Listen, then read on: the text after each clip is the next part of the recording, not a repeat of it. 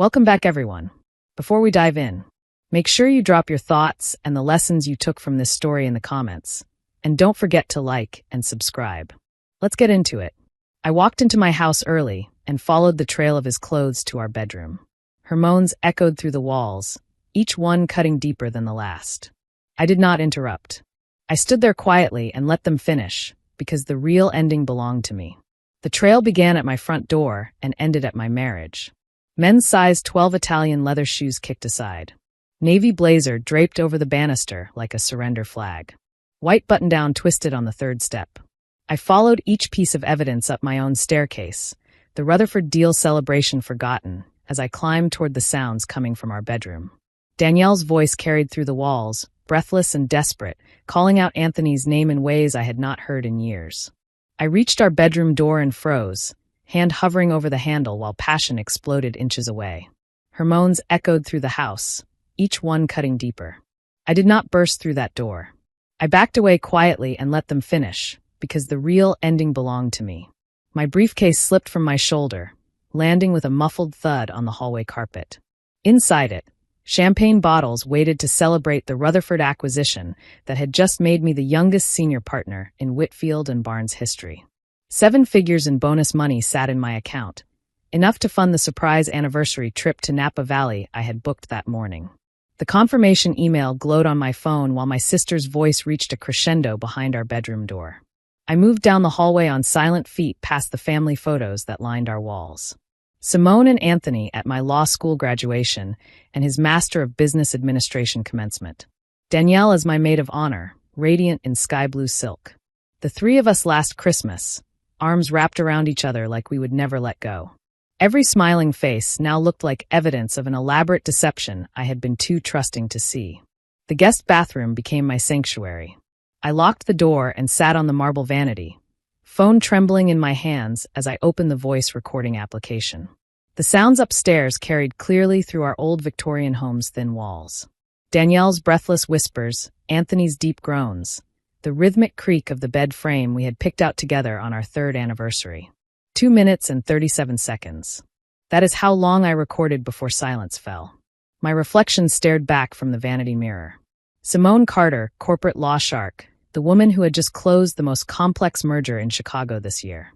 My charcoal suit was still perfectly pressed, lipstick unsmudged, not a hair out of place. I looked exactly like the successful attorney who had left the office an hour earlier. But behind my eyes something colder had taken root. The floorboards creaked overhead as they moved around our bedroom. Soft voices drifted down, too quiet to make out words, but intimate in their tone. I checked the time on my phone. 3:42 in the afternoon. Anthony was not supposed to be home until after 7. His Tuesday client presentations with Rutherford Industries always ran late. Or so he had told me for the past 6 months. The timeline clicked into place. Danielle's sudden interest in fitness classes near Anthony's office.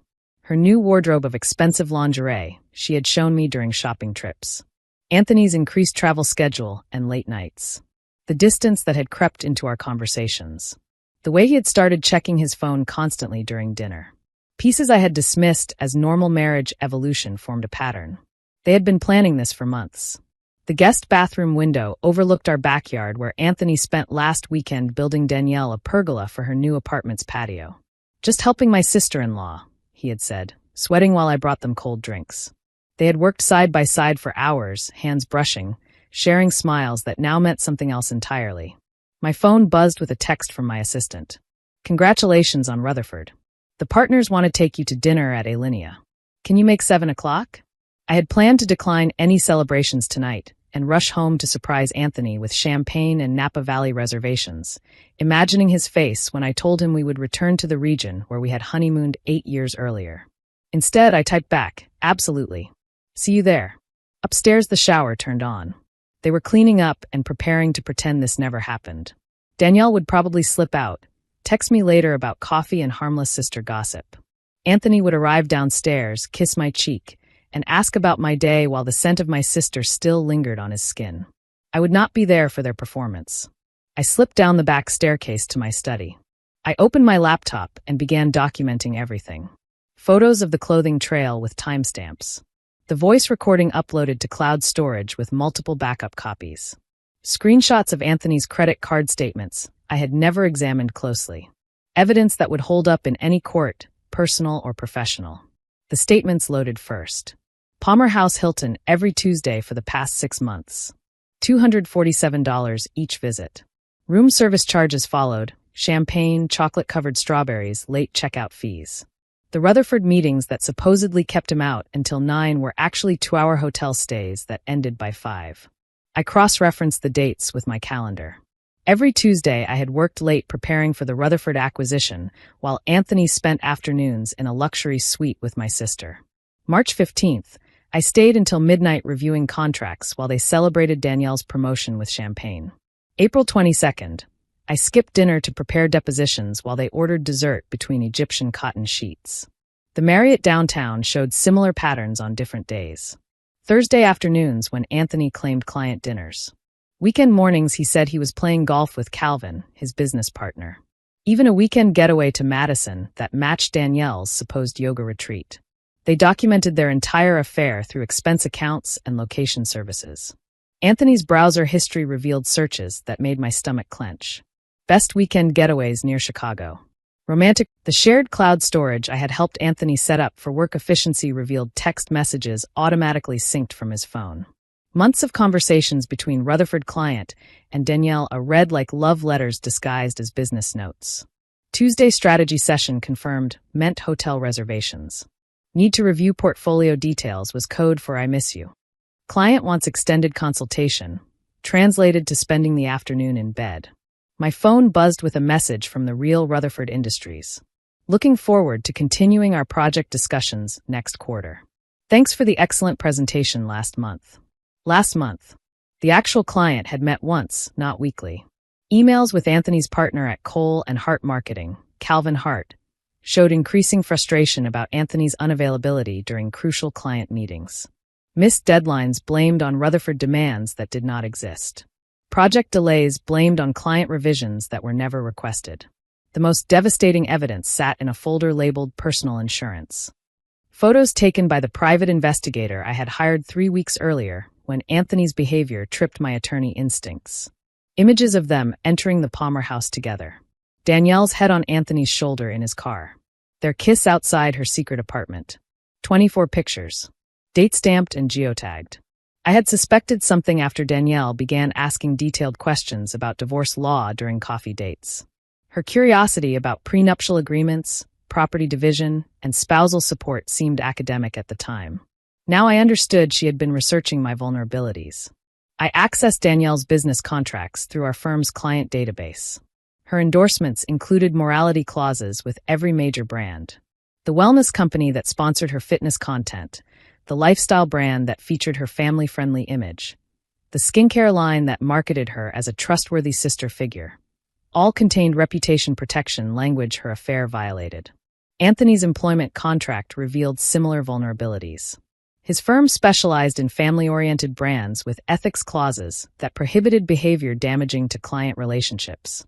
His affair with a client, Danielle's lifestyle brand used his firm's services, violated conflict of interest provisions that could terminate his partnership immediately. The pieces connected. Anthony had compromised his professional ethics by conducting an affair with a client, creating conflict of interest violations and potential liability for his firm. Danielle had violated endorsement contracts by damaging her family-friendly brand image. Together they had created enough legal exposure to destroy both careers. Anthony's footsteps approached the study door just as I closed the final folder. He peered inside, coffee mug balanced on the door frame, shirt perfectly pressed, hair still damp from the shower he had shared with Danielle minutes earlier. "Hey, baby, did not expect you home so early," he said, casual as if his secrets were safe. I minimized windows and smiled, the same smile I used with opposing counsel before a cross-examination. Rutherford closed ahead of schedule. Thought I would come home and celebrate with my loving family. The word family hung between us. "Celebrating sounds perfect," he said, settling into a chair across from my desk. "Maybe we could open that bottle of Dom Perignon and order takeout from Shaw's Crab House." I kept typing, fingers moving to pull up files he could not see from his angle. "Actually, I think we should wait for Danielle. She will want to hear about Rutherford, too." His coffee mug paused halfway to his lips. "Danielle? Why would she?"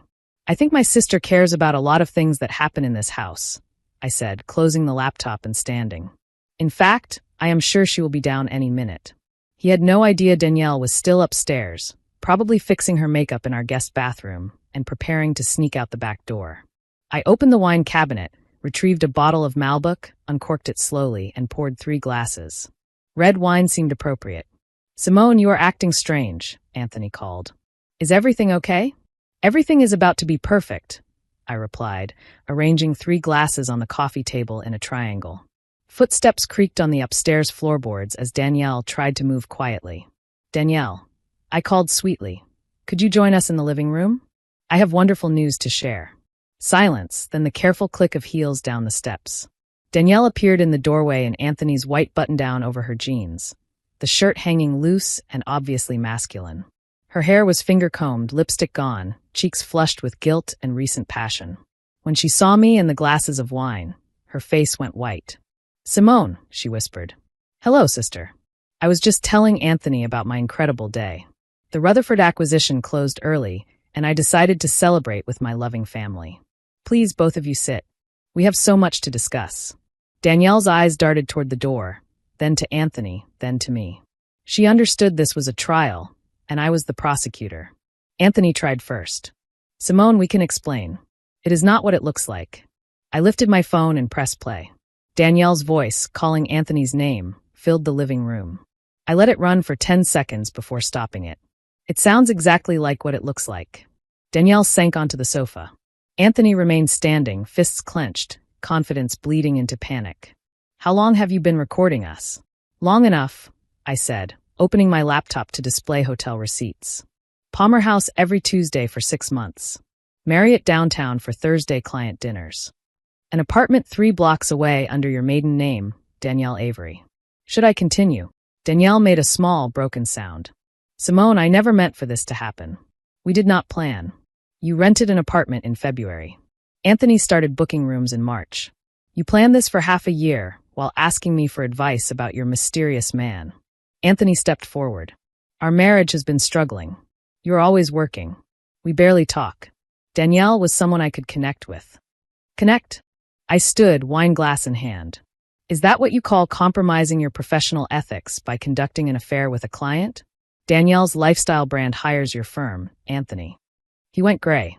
He had forgotten the professional implications. I turned to Danielle, who was crying now. "How do you plan to explain this to your wellness sponsors? The family-friendly brands that pay you to represent integrity. I have photos of you 2 outside your secret apartment. Very family-friendly." "Please," Danielle sobbed. "We can work through this. I am your sister." "You were my sister," I said. I pivoted the laptop so they could read the divorce papers already drafted. "Anthony, you have 48 hours to collect your belongings and find somewhere else to live. The prenuptial agreement we signed is ironclad. Adultery voids any claim to my assets." "Simone, please do not do this," Anthony said. "We can get counseling." "Danielle," I continued evenly, "you are removed from Whitfield and Barnes' marketing initiatives effective immediately. I will be notifying your sponsors about your morality clause violations first thing tomorrow morning." I set the empty wine glass down, picked up my purse and car keys, and walked to the door. "I am going to celebrate the Rutherford deal with colleagues who respect integrity. Both of you can see yourselves out. 48 hours, Anthony. After that, the locks change." The front door closed behind me with satisfying finality. My first call from the car went to Calvin Hart, Anthony's business partner, and the brains behind Cole and Hart Marketing. "Calvin, I am sending documentation. You need to see it." I sent the entire package while parking at Alinea. Private investigator photos, hotel receipts, text message screenshots, documentation of Anthony using client meetings as cover for his affair. Calvin called back before I reached the hostess stand. "Simone, how long has this been going on?" 6 months of documented fraud, I said. He has been billing client hours for hotel stays, using company resources to facilitate his affair, creating liability for your firm. Danielle's brand is your client, which means conflict of interest on top of everything else. "Emergency partner meeting tonight," Calvin said, papers rustling. "Anthony is suspended immediately pending full investigation." "Smart," I replied. "You should also review his billings. You will find discrepancies between actual work performed and hours charged. Rutherford will be very interested to learn they paid for Anthony's romantic getaways. One down. Danielle's income came from endorsement deals built on image. My second call went to Denise Parker, marketing director at Serenity Wellness, Danielle's largest sponsor. We had worked together on corporate acquisitions. She trusted my judgment. I sent Denise the evidence while our server poured wine. Danielle has been conducting an affair with my husband, I said. I have photos, documentation, and recorded evidence. Her contract contains clear reputation protection clauses. Denise's voice went flat with professional resolve. Emergency board meeting tomorrow morning. Contract suspension pending investigation. Immediate removal of her content from all Serenity platforms. I called executives at Lux Glow Skincare, Prime Life Athletics, and Evertrue Apparel. The conversations followed the same pattern: shocked silence, grateful thanks, immediate damage control. By the time appetizers arrived, Danielle had lost most of her annual income. Anthony's destruction required precision. Calvin called back at 9:47 in the evening. The partners voted. Anthony is terminated immediately. We are reviewing all billings and may pursue legal action for fraudulent invoicing. Access revoked. Security is packing his items. What about Rutherford? I asked. Meeting tomorrow with a full billing audit, Calvin said. Also, the partnership agreement has forfeiture clauses for ethics violations. The buyout calculation triggers the lowest valuation. Anthony receives $47,000 for 7 years of equity. Profit sharing eliminated retroactively. Later, influencer trade blogs picked up Serenity's statement about parting ways with brand ambassadors whose personal conduct conflicted with family values. Midwest Marketing Weekly ran a piece by Ariana Mitchell on ethics violations at Cole and Hart. Partner terminated for client fraud, conflict of interest, and billing irregularities. I never mentioned the personal aspects. I did not need to. My phone displayed Danielle's follower count dropping in real time. 127,000 became 123,000 in an hour. Each lost follower decreased her value to brands. The domino effect spread. Prime Life pulled her workout videos. Evertrue canceled her upcoming collection launch. Lakefront Coffee ended her morning routine sponsorship. At home, the legal realities solidified. The house, the investments, and the Michigan vacation property remained mine under the prenuptial agreement. Anthony tried accessing funds that required joint signatures and received declines. He applied for an extended stay hotel and was rejected. The next morning, I called my parents before anyone else could. "Mom, Dad, please sit down," I said when Brenda and Harold Carter answered. Danielle has been having an affair with Anthony for 6 months. I found them yesterday in my bedroom. The silence was a wound. My mother gasped. My father's voice was quiet and final. Danielle is no longer welcome in this house or at family gatherings. As far as I am concerned, we have one daughter now. What about the holidays? My mother whispered. New traditions, I said. Ones that do not include people who destroy families for fun. Danielle's 16-year-old daughter, Maya, texted me. Aunt Simone, why are all Mom's brand deals being canceled? The kids at school are saying things. I stared at the screen, unable to explain to a teenager that her mother had destroyed her opportunities along with her family. I did not respond. Anthony's mother, Margaret Cole, called during my drive to the office, voice shaking. Simone, I am so sorry. I raised him better than this. You did, I said gently. Anthony made his choices as an adult, but I cannot maintain our relationship going forward. Friendships revealed their true shape. Kayla and Jordan Patterson called with careful neutrality, offering support to both of us. I ended the call quickly. Others showed fierce loyalty. Lauren Hughes from law school offered me a spare bedroom and a murder-for-hire joke I accepted as love. That evening I walked through my house, seeing rooms that Anthony would never occupy again, photos I would store away, a guest bedroom Danielle would never use.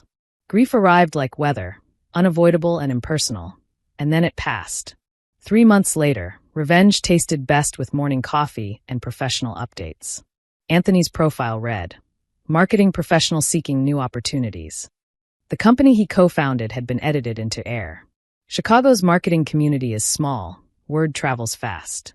Denise Parker called to report that a major agency had passed even after he asked for 60% of his former salary. His reputation is toxic, she said. Danielle attempted a rebrand.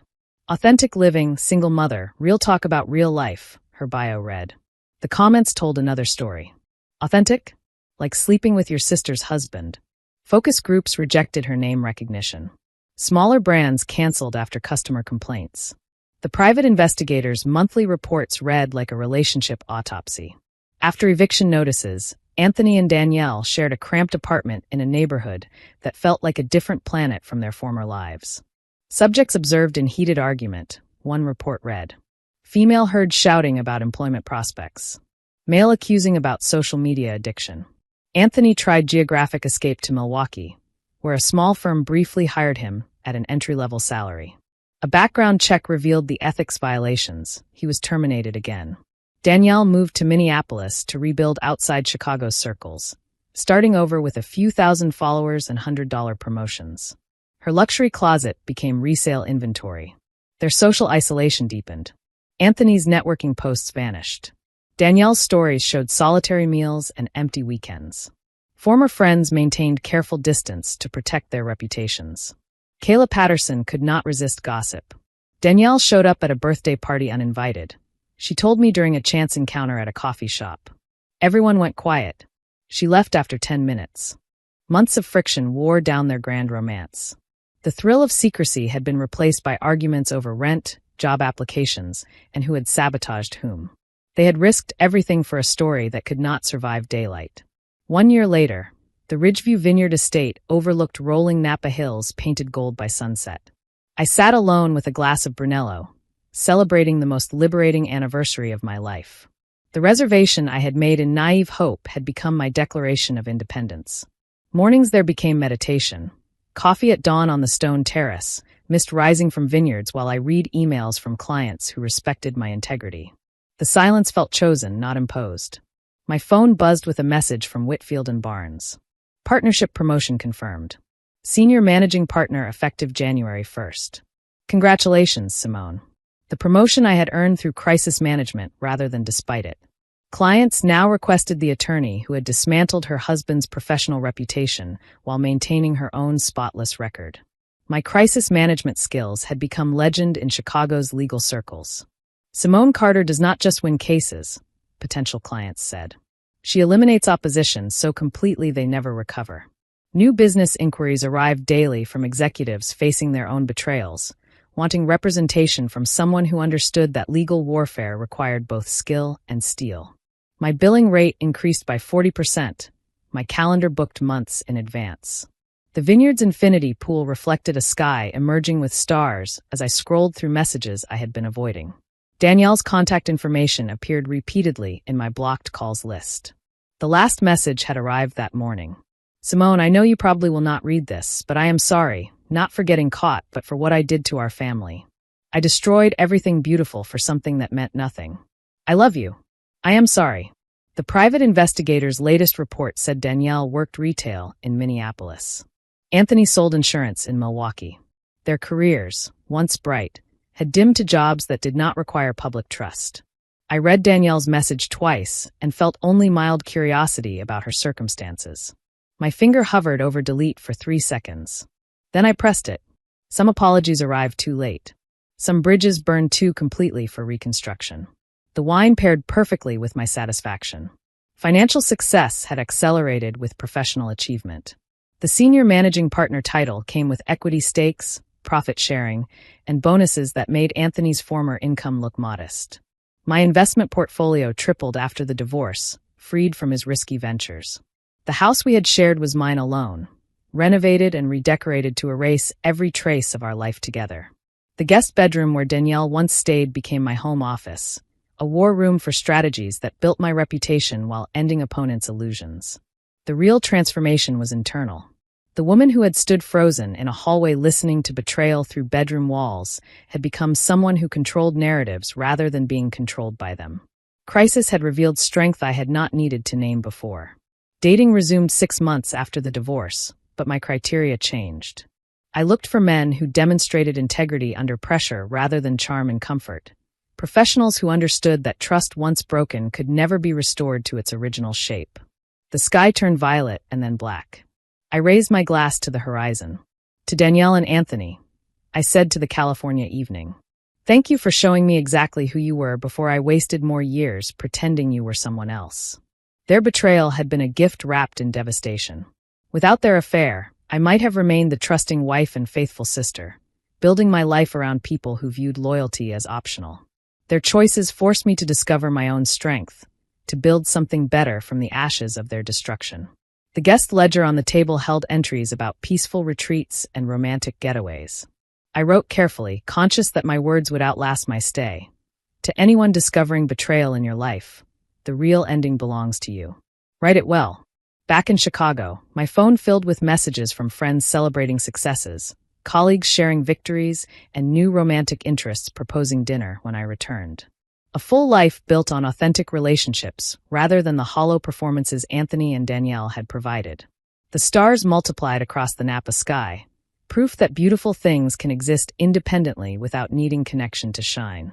I had learned to be complete rather than half of something broken, successful rather than merely supportive, strategic rather than blindly trusting. Tomorrow I would return to Chicago, to the senior managing partner office that awaited, to the life I had built from the wreckage of other people's choices.